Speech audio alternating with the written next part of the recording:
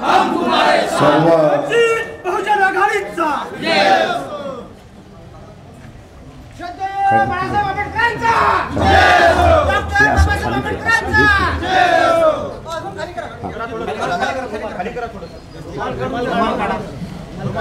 रुमाल काढून दे. चला बस.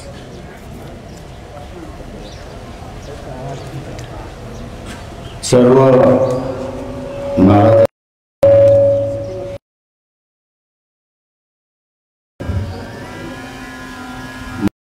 उपस्थित त्याचा आवाज आहे पाठीमागे आहे.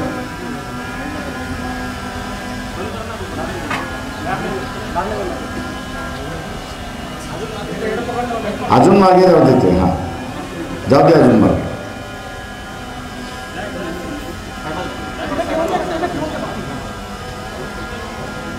काय अच्छा पुन्हा दिलं. अच्छा त्याच्यासाठीच ठेवलं. उपस्थित सर्व बंधूंनो भगिनींनो आणि मंचकावरती उपस्थित सर्वच नेते मंडळी, आरक्षण बचाव यात्रा आज पोळादेवीच्या मंदिरामध्ये या ठिकाणी उपस्थित आहे. आपल्या सगळ्यांच्या असणाऱ्या जाणीवा याची मला कल्पना आहे. राजपूत भामटा राजपूत अशा रीतीने जो मतभेद होता तो 17 तारखेच्या GR 2017ला निघालेल्या GRने संपवला आणि राजपूत आणि भामटा राजपूत हा एकत्र करून अनेक भामटा राजपूताच्या आणि त्या कॅटेगरीमध्ये येणाऱ्या सगळ्या लोकांच्या आरक्षणाचं असताना वाटोळं लावलं अशी असणारी परिस्थिती आहे. मला याची जाणीव आहे. परंतु सरकार काँग्रेसचं असेल किंवा BJPचं असेल यांनी आतापर्यंत असणारा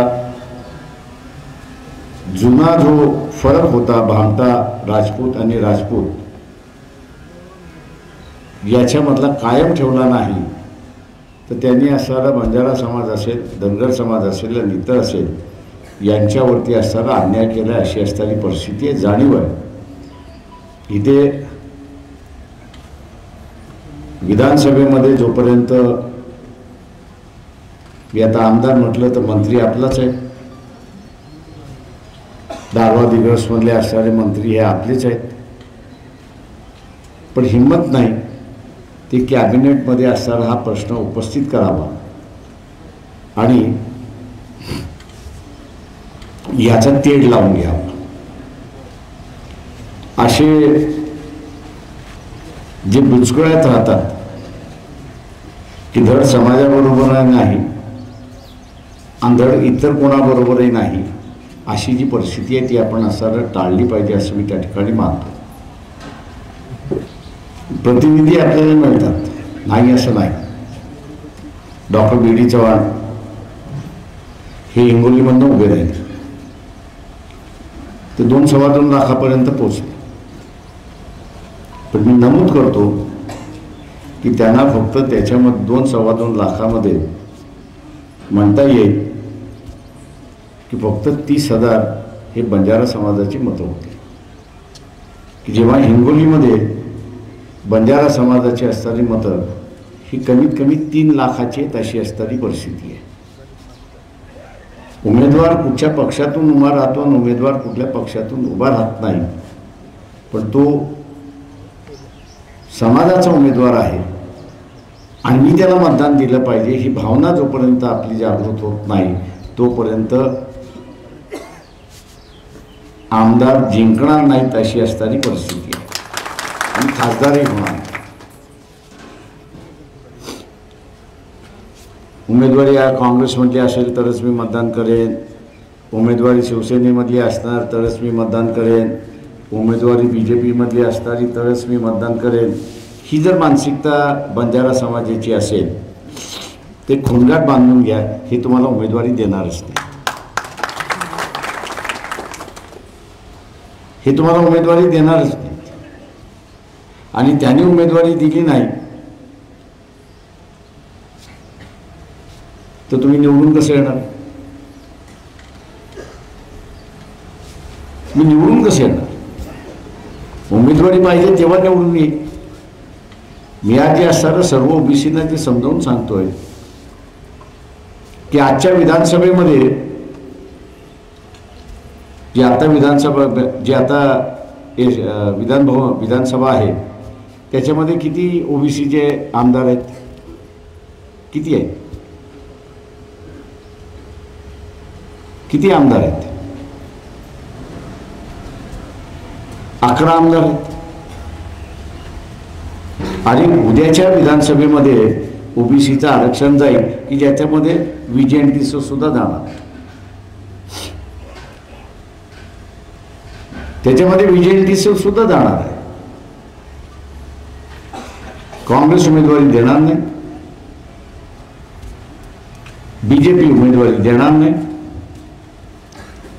शिवसेना उमेदवारी देणार नाही. एखादा दुसरा तिसरा चौथा पाचवा दिला की बद. आणि उद्याच्या विधानसभेमध्ये जर आरक्षणाचा ठराव आला की ओबीसीची जात गणना झाली पाहिजे आणि त्यासाठी मंजुरात झाली तर त्याच्याबरोबर अजून एक ठराव होईल आणि तो म्हणजे की जात गणनेची आकडेवारी जोपर्यंत येत नाही तोपर्यंत आरक्षण स्थगित. अशी परिस्थिती अगोदर उद्भवली की न उद्भवली मला सांगा? उद्भवली की न उद्भवली? झाली आहे ना. कोर्टाच्या मार्फत झालं, खानविलकरांच्या जजमेंट मार्फत झालं. नगरपालिका, महानगरपालिका, जिल्हा परिषदा, पंचायत समित्या, ग्रामपंचायती इथल्या आरक्षण आहे का? आता आहे का? नाही. काय कोर्टाने म्हटलं आकडेवारी या आणि घेऊन जा. आकडेवारी सरकार द्यायला तयार नाही आणि आकडेवारी द्यायला तयार नाही. कोर्ट म्हणत नाही. उद्या विधानसभेमध्ये तेच होणार आहे. आणि म्हणून उद्याच्या विधानसभेमध्ये किमान 100 ओबीसीचे उमेदवार गेले पाहिजेत हे बघितलं पाहिजे. तुम्ही ते खासदार निवडून दिलात, देशमुख निवडून दिलात, बरोबर आहे. त्यांनी ह्या जरांगे पाटील यांच्या मागणीच्या संदर्भात वक्तव्य केलं का? त्याला तुम्ही पकडून विचारलं पाहिजे, पण तू आमच्या बाजूने आहेस की जरांगे पाटलाच्या बाजूने आहेस?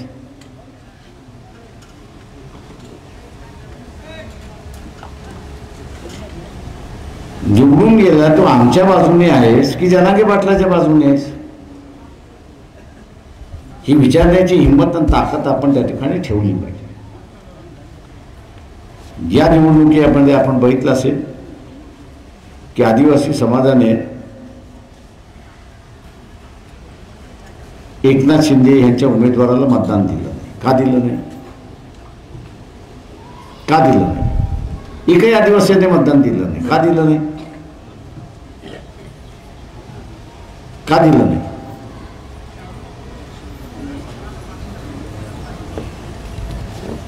एवढं अनभिक्त राहून चालत नाही.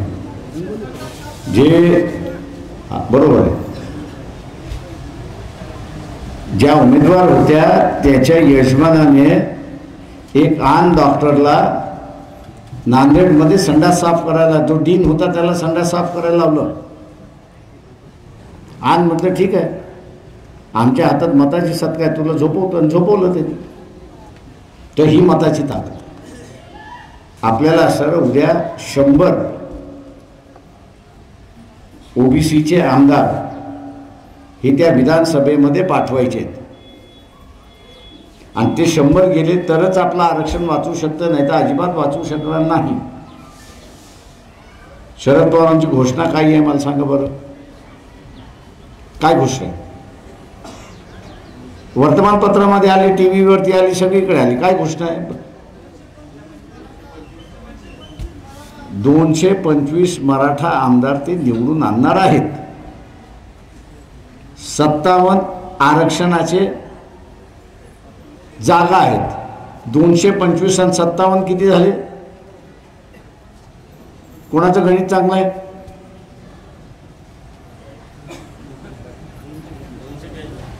$282 ना. शिल्लक राहिले किती? 288 पैकी त्या 6 तुमच्या वाट्याला.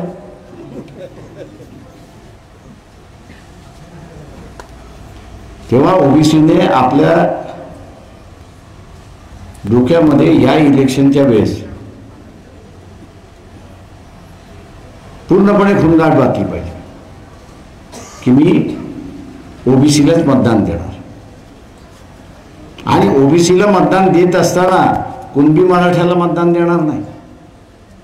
का इथला असताना कुणबी मराठा जो आहे तो डबल भूमिका करतो. आपल्या इथे बसला की तो ओबीसी म्हणतो. मला पंजाबराव देशमुखाने ओबीसी केलेलं आहे, सर्टिफिकेट आहे, अमुक आहे. आणि पाटलांबरोबर बसला की तो म्हणतो मी तुमचाच आहे, तुमचाच आहे. उद्याच्या विधानसभेमध्ये ठरावाच्या वेळेस या कुणबी समाजाची असणारी पाटीलकी जागृत झाली तर तो काय राहिला आपलं? तो आपल्या बाजूने मतदान देण्याच्या ऐवजी त्याच्या बाजूने मतदान देईल. आणि म्हणून ह्या ज्या आहेत ते आपण असं पाळलं पाहिजे की आपल्याला असणारा ओबीसी मधला जो तेली आहे, माळी आहे, कुणबी आहे, लोहार आहे, सोनार आहे, धनगर आहे, बंजारा आहे, वंजारी आहे, लिंगायत आहे, याच समूहातल्या माणसाला आपल्याला उमेदवारी, याच समूहातल्या उमेदवाराला तर आपल्याला मतदान त्या ठिकाणी द्यायचं आहे आणि त्याला प्रचंड मताने जिंकवा ही अपेक्षा मी बाळगतो. दुसरं महत्त्वाचं, 7 तारखेला विश्वनाथ प्रताप सिंगाने मंडल आयोग याची लागू केली. या यात्रेची सुद्धा सांगता ही 7 तारखेला होते. तेव्हा मंडल दिन आपल्याला साजरा करायचा आहे. आपण सगळेजण औरंगाबादला 7 ऑगस्टला पोचाल ही अपेक्षा बाळगतो आणि आपली सगळ्यांची रजा घेतो.